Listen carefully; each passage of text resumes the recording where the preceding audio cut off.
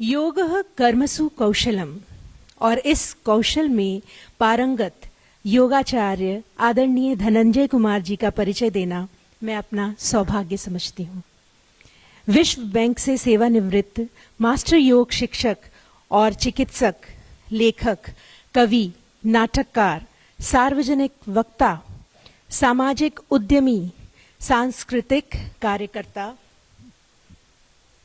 और संस्था निर्माता, सामाजिक और साहित्यिक योगदान के लिए कई पुरस्कार विजेता, फिल्म निर्माता, लेखक और निर्देशक, बच्चों को बुद्धिमान, रचनात्मक, स्वस्थ और तनाव मुक्त बनाने के उद्देश्य से प्रज्ञार्थी संस्था की स्थापना करने वाले, 5 महाद्वीपों के 50 से अधिक देशों की यात्रा करने वाले योगाचार्य आदरणीय धनंजय जी की 1 दर्जन से अधिक पुस्तकें प्रकाशित हो चुकी हैं। व्यापक मीडिया में उपस्थिति दर्ज है इनकी, जिसमें 3 YouTube चैनलों पर 1000 से अधिक वीडियो का ये निर्माण कर चुके हैं। आदरणीय धनंजय जी का इस सत्र में हम हार्दिक स्वागत करते हैं। मैं श्रीमती अलका जी से अनुरोध करूंगी कि वे शॉल द्वारा उनका स्वागत करें।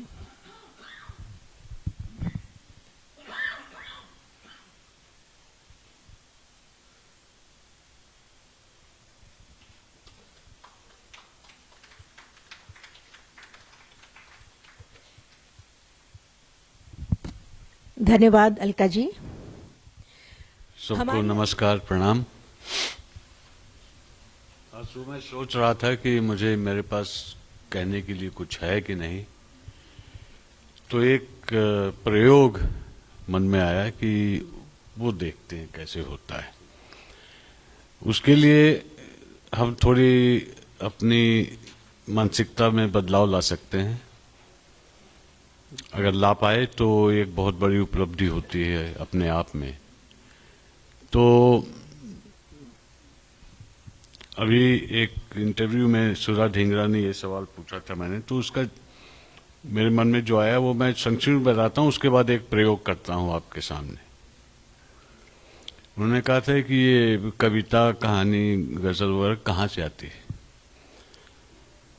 तो मैंने कहा कि ये आपके अंदर से नहीं आती है, आती है विश्व से, आती है समय की आयाम से, और वो बहुत ही विस्तृत होती है, बहुत ही गहन होती है, शब्दों में नहीं होती है।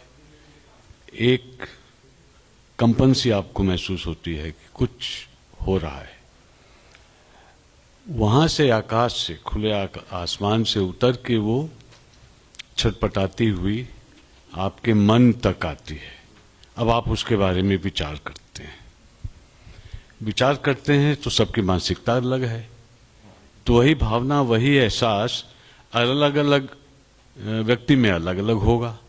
आप तो वो एक सिकुड़ती है पहले आपके मन के संदर्भ में, आपके मन के विस्तार में।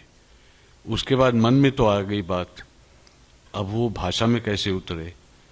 सबकी भाषा अलग अलग होती है, बहुत सी भाषाएं होती हैं, शब्दावली अलग अलग होती है, लिखने का तरीका अलग अलग होता है। तब आप उसको और निचोड़ कर, छान कर उस अनुभूति को आप शब्दों में जोड़ना चाहते हैं, शब्दों में उतारना चाहते हैं। तो छनते छनते 3-4 उसके स्तर होते हैं, जो वो एक विस्तार जो है छन कर कलम में उतरता है और शब्दों में, कागज पे उतरता है। तो अब इस प्रक्रिया को हम अगर थोड़ा नजदीकी से देखें तो एक प्रयोग में ये सोच रहा था कि हम सब एक बात भूल जाएं कि हम लेखक हैं या प्रवासी लेखक हैं, बच्चे बन जाएं और आंखों को आधा बंद कर दें, ढीला छोड़ दें। आंखों को खोलने में जो प्रयास लगता है, ऊर्जा लगती है, वो न लगाएं, उसको ढीला छोड़ दें। लगभग आधे पे आएगी, जैसे बुद्ध की प्रतिमाओं में दिखता है। ऋषियों की प्रतिमा में दिखता है, तस्वीरों में दिखता है, आधा। मतलब आप संसार अपने अंदर भी हैं, बाहर भी हैं, संसार भी है और आप खुद भी हैं। तो आप अपने को एक स्थान देते हैं, शारीरिक रूप में नहीं, बौद्धिक रूप में। तो अपने को समय और संसार और स्थान की सीमा से बाहर कल्पना करें कि आप अपना नाम नहीं है, आप बेनाम हैं। बच्चों को भी मैं यही सिखाता हूं कि किसी चीज को समझने के लिए नाम देना भूल जाओ। अगर आप कहोगे ये क्या है, आप कह रहे हो सूरज है, अरे पास सूरज है तो सूरज नाम दिया है आपने। मान लो इसका नाम कुछ ना हो, चिड़िया का नाम कुछ ना हो, आपका नाम कुछ ना हो, बिना नाम के आप क्या हैं।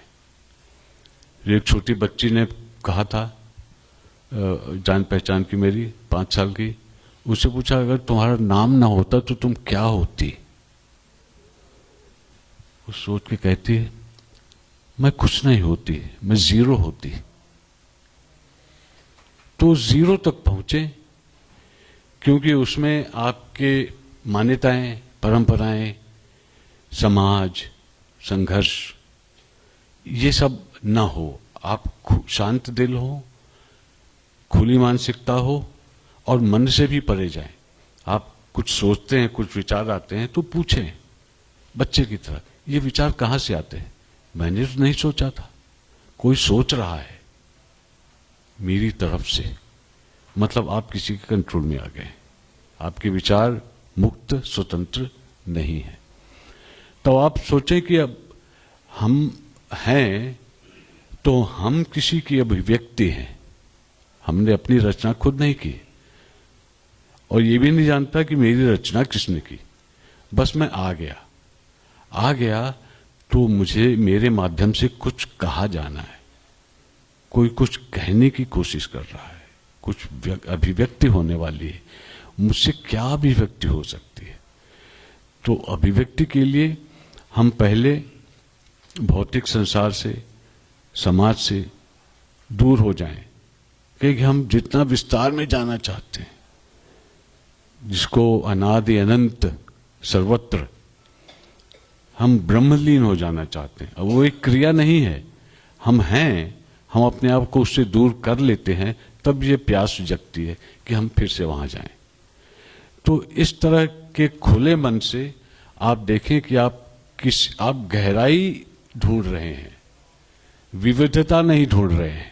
विविधता आपको जमीन पे मिलेगी, यहां जाए लकीरें मिलेंगी, लोग मिलेंगे, कीड़े मकोड़े मिलेंगे, पेंटिंग, ये सब मिलेगी, विविधता की कमी नहीं है।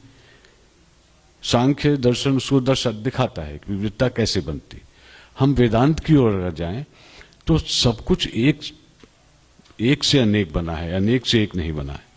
तो उस एक में वो एक क्या है? न संख्या है, न पदार्थ है, न वस्तु है, न व्यक्ति है, न जीव है, कुछ नहीं है। तो उस एकता की ओर जाएंगे तो वहां पे आपको अनंत विस्तार मिलेगा। वहां पे आप उड़ें, कुछ खोजें नहीं। जब आप खोजने लगते हैं तो उसको परिभाषित करते हैं, हम ये खोज रहे हैं, हम कहानी लिखना चाहते हैं। कहानी अपने आप उतरने दो, तो कहानी उतरेगी तो आप अपने मन को ढीला छोड़ दो, बिना सोचे हुए कि हम सोच के लिख रहे हैं, हम सोच के शब्द को चयन कर रहे हैं।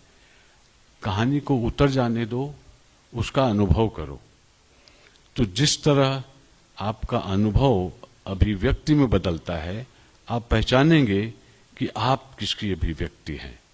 और उस स्तर पर जहां तक जा सके, हो सकता है पहले प्रयोग में, प्रयास में ये सफल न हो, लेकिन आंशिक रूप से सफल जरूर होगा।